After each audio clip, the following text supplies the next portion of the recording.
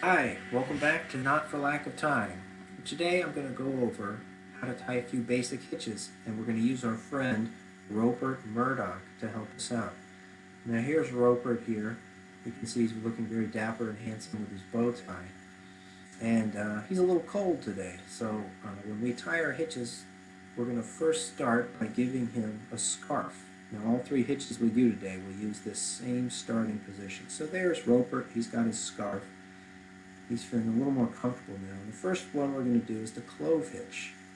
Clove hitch is the most simple of the knots, and you can see it slides right underneath the scarf there.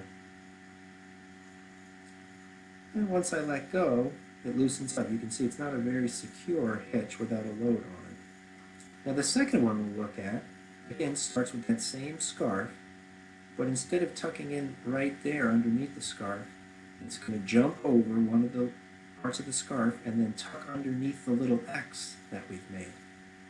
And there we get our constrictor knot, which is a much stronger knot than the clove hitch. So we'll go ahead and take that one apart, and again we'll use as our starting point the scarf, the crossover there in the front.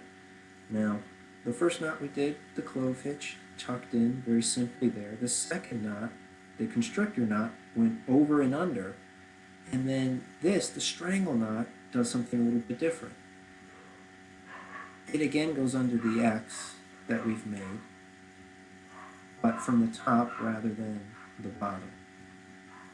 So by using that same starting point of having a scarf around Mr. Ropert, we get three very useful hitches that can be used. And of course I use these in some of my other videos, so check them out. Thanks for watching.